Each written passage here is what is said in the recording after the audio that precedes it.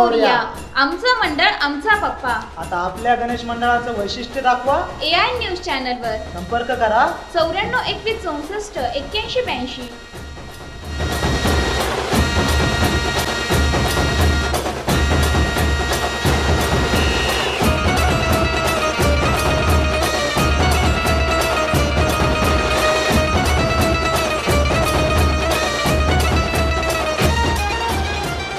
गेल्या आठवड्यात झालेल्या पावसामुळे जिल्ह्यातील टँकरच्या संख्येत मोठी घट झाली आहे.